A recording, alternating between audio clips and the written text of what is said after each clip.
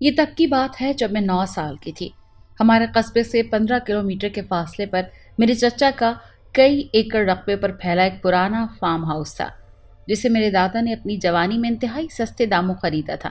یوں لگتا تھا جیسے فارم کا اصل مالک بس اسے جان چھڑانا چاہتا ہے اور اس نے نہایت کم قیمت پر ہی فارم کو بیچ دیا۔ اب اس فارم کو چچا جان نے 2 حصوں میں تقسیم کر رکھا تھا۔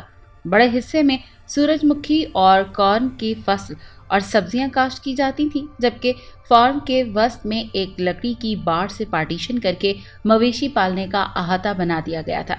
حیرت انگیز طور پر چچا نے فارم کے لیے کوئی ملازم نہیں رکھا تھا، بلکہ خود اور اپنے 20 سالہ بیٹے ارہم کے ساتھ فارم پر مصروف رہتے تھے اور خود ہی سارا کام سنبھال رکھا تھا۔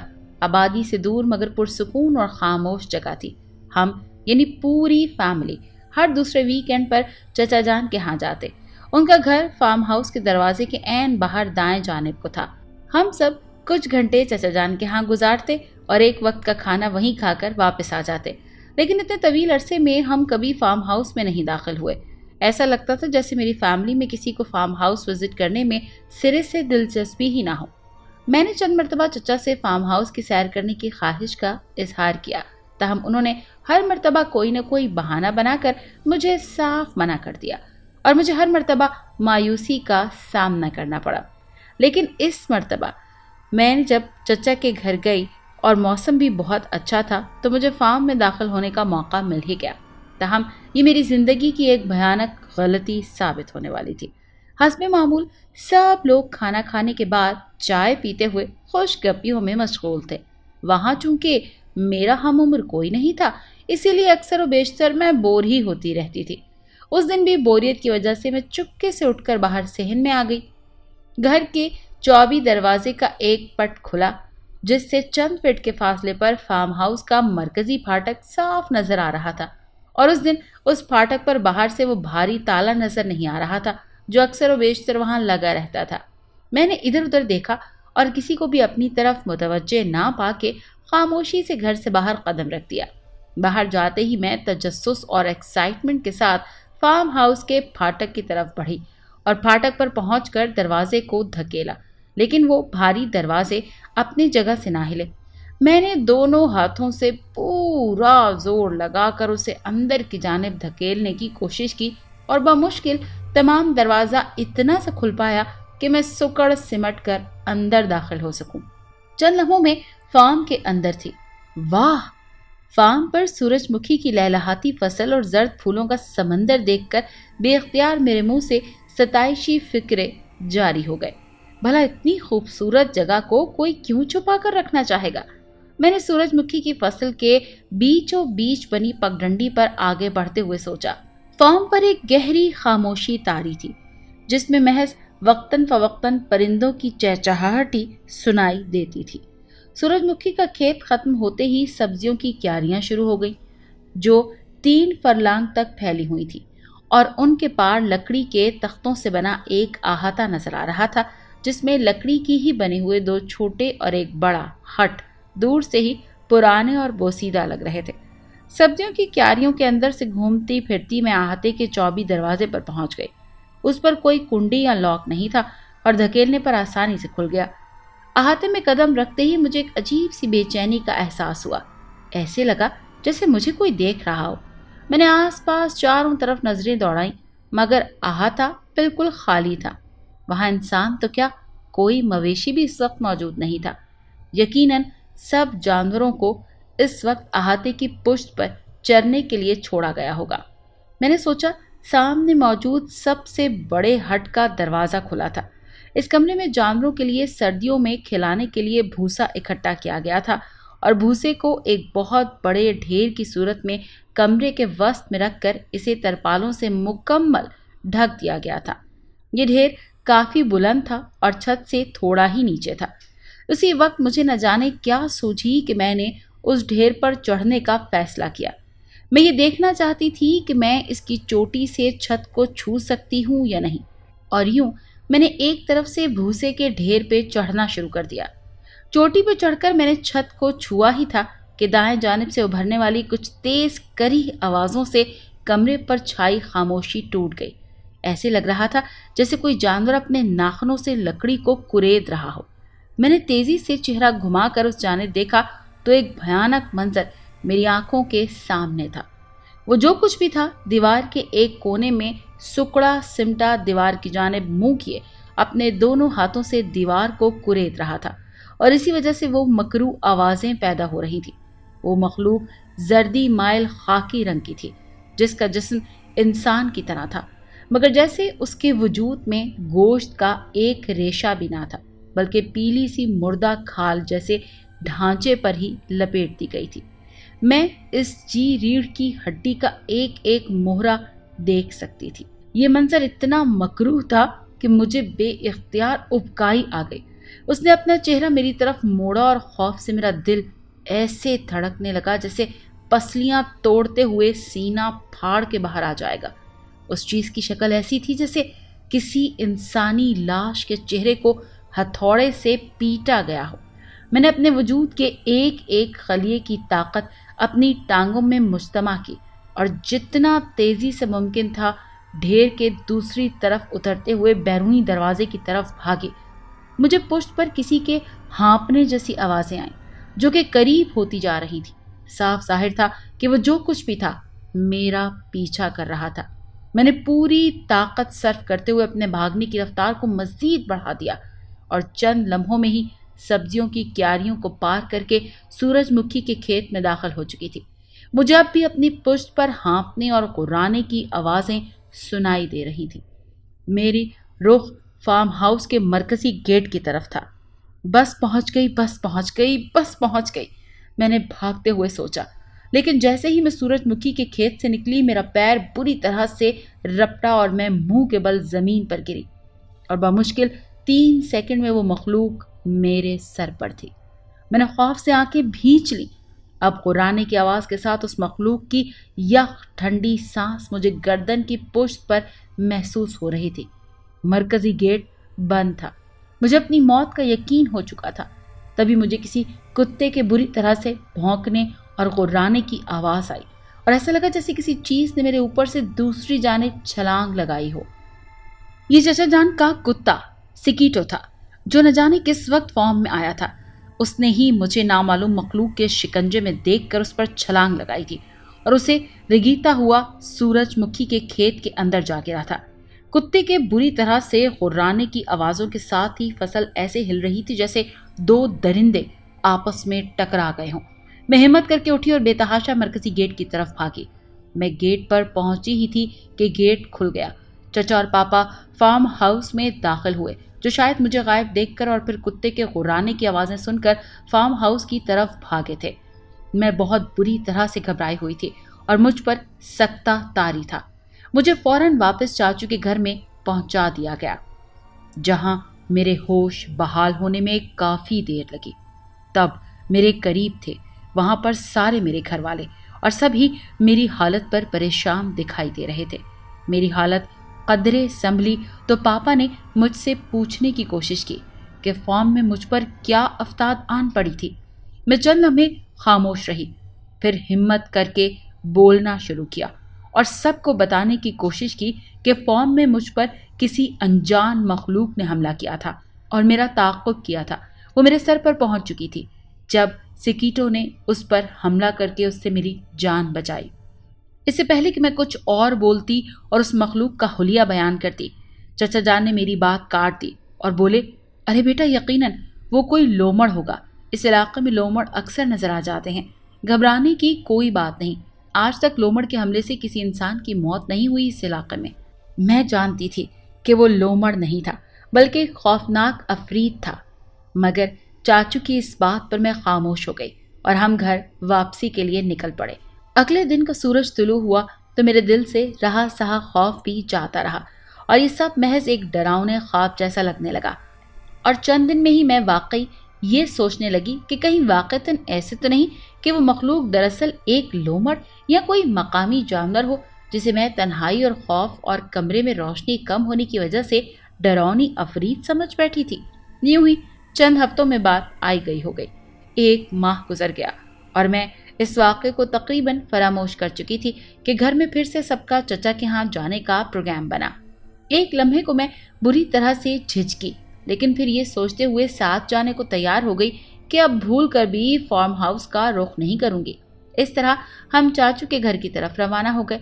गाड़ी से उतरने के बाद मैंने फार्म हाउस की तरफ एक नज़र भी नहीं देखा और उससे नजरें चुराते हुए सबके साथ चाचू के घर पहुंच गई। सब कुछ एकदम नॉर्मल था, गोया वो वाकया सभी को भूल चुका था। मैं चचा के घर सबसे मिलने के बाद किचन में चली गई, जहां चच्ची कुकिंग में मसरूफ थी। उन्होंने हस्बे मामूल मुझे प्यार किया और हाल अहवाल पूछा। बेटा ऊपर आ जाओ, स्टोर रूम से इसमें चीनी भर लाओ प्लीज, आंटी ने मुझे एक जार पकड़ाते हुए कहा। मैंने जार पकड़े 24 सीढ़ियां चढ़ते हुए दूसरी मंजिल पर पहुंची। स्टोर रूम गैलरी के अख्ताम पर था। गैलरी में नीम तारीकी का समा था। मैंने स्टोर रूम का दरवाज़ा खोला और अंदर दाखिल हुई। चीनी से भरी पेटी सामने ही पड़ी थी। मैं उसे खोल के जार में चीनी भरने लगी। वही लम्हा था जब मैंने कमरे में ऐसी आवाज़ें सुनी जैसे लकड़ी की किसी चीज़ को नाखूनों से कुरेदा जा रहा हो, और मेरी नज़र खुद ब खुद कमरे के 24 शेड की तरफ घूम गई, जिस पे वही अफरीद बैठकर पुश्त मेरी तरफ किए दीवार को खुरच रहा था। मेरे हाथों से जार छूटकर ज़मीन पर जा गिरा। नहीं, फिर से नहीं। मैंने चीखने की कोशिश की, लेकिन मेरी आवाज़ ने मेरा साथ ना दिया। मुझे ऐसा महसूस हुआ जैसे मेरे जिस्म में जान ना रही हो। मैंने पलटकर दरवाजे की तरफ बढ़ना चाहा तो मुझे लगा जैसे मेरे कदम मन मन के हो चुके हों। तभी मैंने उसे शेड से उतरते देखा। मैंने जिस्म का पूरा जोर सर्फ करते हुए खुद को दरवाजे की तरफ धकेला और दरवाजे से टकराई। दरवाज़ा खुल गया और मैं ऐसे ज़मीन पर गिर गई कि मेरा आधा जिस्म कमरे में और आधा गैलरी में था। तभी मुझे किसी ने बाजू से पकड़कर झटके से अपनी तरफ खींच लिया और मेरे हलक से चीख निकल गई। बेटा घबराओ नहीं, ये मैं हूँ। मेरे कानों में चाचू की आवाज़ पड़ी और मेरी जान में जान आई। चाचू न जाने कब ऊपर आए थे और उन्होंने मुझे दरवाजे से बाहर गिरते देखा तो बाजू से पकड़कर बाहर अपनी तरफ खींच लिया। अब चाचू की नज़रें स्टोर के अंदर का जायज़ा ले रही थी और उनके चेहरे पे खौफ और फिक्र के मिले जुले तासुरात थे। बेटा मेरे साथ आओ, मुझे तुमसे कुछ बात करनी है। चचा ने मेरा हाथ पकड़ा और मुझे नीचे की जानिब ले जाते हुए कहा। मैं डरी सहमी उनके साथ चल पड़ी। चाचू मुझे साथ लेते हुए वापस पहली मंजिल पर आए और बाहर सेहन की तरफ चल दिए। बेटा भले ही अभी आप बहुत छोटे हो, लेकिन जो कुछ मैं बता रहा हूँ उसे गौर से सुनना और जहन नशीन कर लेना, क्योंकि मामला तुम्हारी ज़िंदगी और सलामती का है। आज से 50 साल पहले ये फार्म हाउस तुम्हारे दादा ने एक अजनबी शख्स खरीदा था। वो शख्स इतनी कम कीमत में ये फार्म हाउस फरोख्त कर रहा था कि इतनी कीमत में उसे दूर बमुश्किल 10 मरले का एक घर ही खरीदा जा सकता था, और उसकी वजह हमें कई साल बाद समझ में आई। जैसे ही मैं 17 साल का हुआ, बाबा ने मुझे भी अपने साथ फार्म हाउस पर काम पे लगा दिया। इस फार्म पे मुझे हमेशा एक अजीब सा एहसास रहता है, ऐसे जैसे मुझे हर वक्त कोई देख रहा है। किसी कोने खदरे से, किसी झाड़ी, किसी बाड़ से हर वक्त मुझे देखे जाने का एहसास होता है। और साथ ही अक्सर मुझे फार्म के मुख्तलिफ हिस्सों में ऐसी आवाज़ें सुनाई देती हैं जैसे लकड़ी को किसी नोकीली चीज़ से कुरेदा जा रहा हो। शुरू में तो मैं यही समझता रहा कि आवाज़ें चूहों या छछूंदरों की लकड़ी के तख्तों पर भागने दौड़ने की हैं, लेकिन गुजरते दिनों के साथ इन आवाज़ों में भी शिद्दत आती रही और इस अजीब व गरीब बेमायनी एहसास में भी पूरा दिन फार्म पे काम करते वक्त मुझे इन आवाज़ों से बुरी तरह से कोफ्त होने लगी और काम में खलल आता था। मैंने बाबा से इस बारे में बात की, लेकिन उन्होंने ऐसी कोई आवाज़ सुनाई देने से अक्सर इनकार कर दिया और ये कहा कि ऐसी आवाज़ें चूहों और गिलहरियों की हो सकती हैं। एक रोज़ मैं मवेशियों के अहाते में भूसे वाले हट में मसरूफ़ था कि दाएं तरफ की दीवार में से वही खुरचन की आवाज़ सुनाई देने लगी और हस्बे मामूल जब शुरू हुई तो जैसे रुकने का नाम ही नहीं ले रही थी। उस रोज़ पहले ही मेरी तबीयत नासाज थी और मूड ख़राब, ऊपर से इन आवाज़ों ने जैसे मेरी ज़िंदगी अजीरन कर रखी थी। उस दिन मैंने फैसला किया कि इन आवाज़ों का मंबा पता करके ही रहूँगा। मैं फ़ौरन औजारों के शेड तक गया और वहाँ से एक आहनी हथौड़ा निकाल लाया और दीवार पर जहाँ से आवाज़ उभर रही थी उस जगह पूरी ताकत से हथौड़े के वार किए। लकड़ी से बनी दीवार कुछ देर में ही टूट गई और उसके अंदर से एक कोई चीज़ मेरे कदमों में आ गिरी। मैंने देखा तो मुझे हैरत और खौफ का शदीद धचका लगा। वो एक लाश थी, एक बहुत पुरानी लाश जिसका सारा गोश्त गल सड़ चुका था और वो देखने में इंतहाई करीह और बदशक्ल मालूम हो रही थी। मगर दीवार के अंदर वो लाश आई कहाँ से? यकीनन जिस शख्स ने उसको कत्ल किया होगा उसने ہٹ تعمیر کرتے وقت لکڑی کے 2 پرتوں کے درمیان اسے پھنسا کر کیلوں کے ذریعے اس دیوار میں چن دیا ہوگا۔ میں بھاگتا ہوا گھر واپس گیا اور بابا کو لاش کی برآمدگی کی اطلاع دی۔ بابا نے گھبراہٹ میں فی الفور پولیس کو اطلاع دی۔ جب پولیس اہلکار فارم ہاؤس پر پہنچے اور ہم نے انہیں لاش دکھائی تو ڈیوٹی پر موجود انسپکٹر نے لاش کی جانچ کرتے ہوئے کہا کہ یہ لاش کم از کم 50 سال پرانی ہے۔ پولیس نے ضروری قانونی کارروائی کرنے کے بعد لاش کو تحویل میں لیا اور سرکاری سرد خانے تک پہنچا دیا۔ پولیس نے ہم سے فارم کے سابق مالک سے متعلق قواعد طلب کیے اور بابا نے فارم کی فروخت کی دستاویزات فراہم کر دی۔ اس کے بعد المختصر یہ کہ لاش کی پوسٹ مارٹم کے بعد اتنا ہی معلوم ہو پایا کہ وہ لاش ایک جوان عورت کی تھی اور اس کے مرنے کی ممکنہ وجہ دم گھٹنا ہو سکتی ہے۔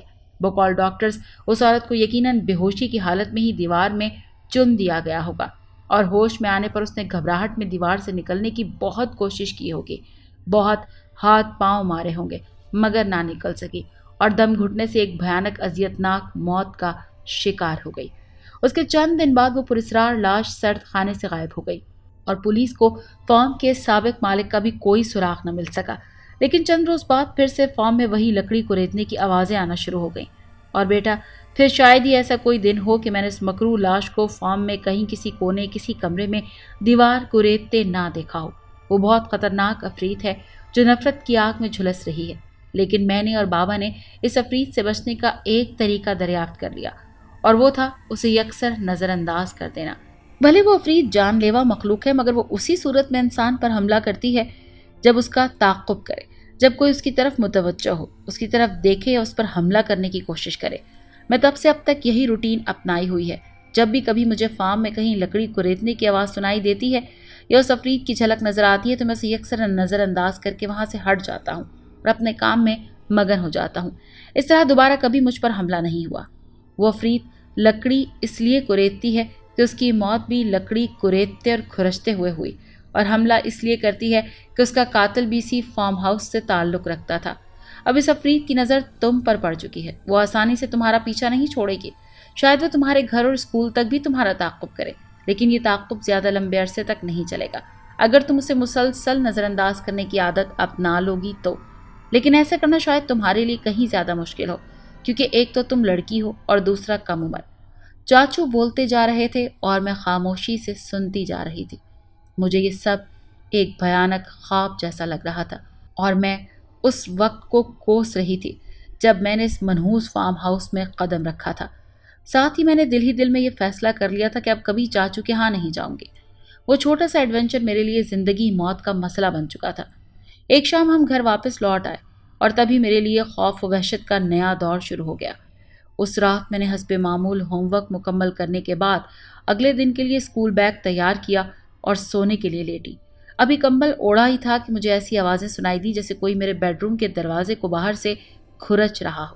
ساتھ ہی مجھے ایسی آوازیں سنائی دینے لگی جیسے کوئی کھڑکی کے شیشے پر انگلی سے دستک دے رہا ہو۔ میں نے چاچو کی ہدایت پر عمل کرتے ہوئے سختی سے آنکھیں بھیجنی اور کمبل کو خوب اچھی طرح اپنے گرد لپیٹ لیا اور آیات کا ورد کرتے ہوئے سونے کی کوشش کرنے لگی۔ کافی دیر تک وہ مکروہ آوازیں سنتے سنتے میری آنکھ لگ گئی۔ خواب میں نے دیکھا کہ میں پتھروں سے بھری ایک نیم تاریک وادی میں ننگے پاؤں بھاگ رہی ہوں اور وہی خونی عفریت میرا پیچھا کر رہی ہے۔ نوکیلے پتھر لگنے سے میرے پاؤں زخمی ہو رہے تھے اور ان سے خون بہہ رہا تھا۔ زمین پر میرے قدموں کے نشان بن رہے تھے۔ اچانک ایک پتھر سے ٹھوکر لگتی ہے اور میں منہ کے بل گر جاتی ہوں۔ اسی ٹائم وہ عفریت میرے سر پر آن پہنچتی ہے اور اپنے نوکیلے پنجوں سے میرے جسم کا ایک ایک عضو ادھیڑ کر رکھ دیتی ہے۔ یہ خواب دیکھ کر خوف کے مارے میری آنکھ کھل گئی۔ میں پسینے میں شرابور تھی اور میرا جسم بری طرح سے کانپ رہا تھا۔ مجھے یہ بات گھر میں سب سے چھپا کر رکھنی ہوگی، چاہے جو کچھ بھی ہو جائے۔ میں کبھی نہیں چاہوں گی کہ وہ عفریت میرے گھر میں کسی اور پر بھی مسلط ہو جائے۔ میں نے جاگتے ہی سوچا۔ اس کے بعد یہ معمول بنتا چلا گیا۔ مجھے گھر، اسکول، کار، غرض ہر جگہ اس بلا کے کھرچنے کی آوازیں سنائی دینے لگی اور چند مرتبہ تو اس کی جھلک بھی دکھائی دی، لیکن میں نے ہر مرتبہ دل پر جبر کر کے اسے نظر انداز کرنا جاری رکھا۔ تاہم اس سے میری صحت پر بہت برے اثرات مرتب ہوئے۔ میری نیند اور بھوک اڑ چکی تھی، رنگت زرد پڑ چکی تھی، آنکھوں کے گرد سیاہ حلقے بن گئے۔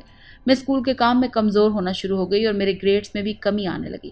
اس سب صورتحال پر میرے والدین بہت پریشان تھے اور یکے بعد دیگرے کئی ڈاکٹرز اور اسپیشلسٹ سے میرا معائنہ بھی کروایا گیا، تاہم کسی بھی مرض کی تشخیص نہ ہو پائی۔ बल्कि मुझे तो डॉक्टर के क्लिनिक और हॉस्पिटल्स में भी वही मनहूस खुरचन की आवाज़ ही सुनाई देती थी।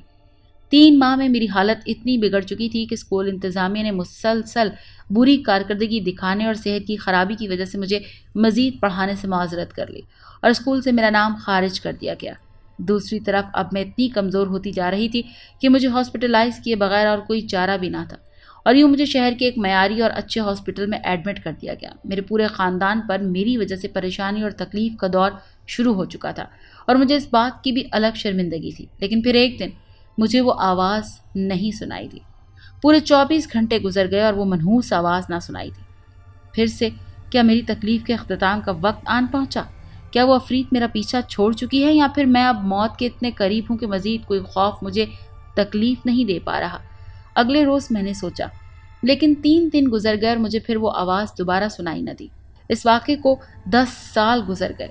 तवील अरसा बीत चुका और उस दिन के बाद ना तो मुझे कभी ऐसी कोई आवाज़ सुनाई दी और ना ही कभी उस मकरू अफरीत से सामना हुआ। जिस दिन से मुझे वो आवाज़ें आना बंद हुई थी, उसी दिन से मेरी तबीयत भी संभलना शुरू हो गई और मज़ीद 1 हफ़्ता हॉस्पिटल में गुजारने के बाद मुझे सेहत बेहतर लगने लगी और हॉस्पिटल वालों ने भी मुझे डिस्चार्ज कर दिया। इसके बाद मैं कभी चाचू के यहाँ नहीं गई, और तो और मैंने दोबारा उस स्कूल में भी एडमिशन लेने की कोशिश नहीं की जिससे मेरी तल्ख यादें वाबस्ता थी। मुझे इससे भी अच्छे और मयारी स्कूल में बआसानी एडमिशन मिल गया था और अब 10 साल बाद मैं एक प्रोसिक्यूटर की हैसियत से अपना काम कर रही हूँ और अमली ज़िंदगी का आगाज़ कर चुकी हूँ। चाचू ने 1 साल कबल अपना फार्म और घर किसी कंस्ट्रक्शन कंपनी को अच्छे दामों फरोख्त कर दिया, जिन्होंने फार्म को मस्मार करके फार्म और उसके इर्द गिर्द की वसी ज़मीन पर एक हाउसिंग सोसाइटी की बुनियाद रख दी। चाचू ने हमारे ही शहर में एक घर और चंद दुकानें खरीद ली थी। बकौल उनके, इस उम्र में मुझसे अब ज़्यादा मेहनत वाला काम नहीं होता। मुझे उस कंपनी, उसके कारकुनान और उस हाउसिंग सोसाइटी में कुछ अरसे बाद मकान खरीदने वालों से दिली हमदर्दी है, क्योंकि वो सब नहीं जानते कि बहुत जल्द उनके साथ क्या कुछ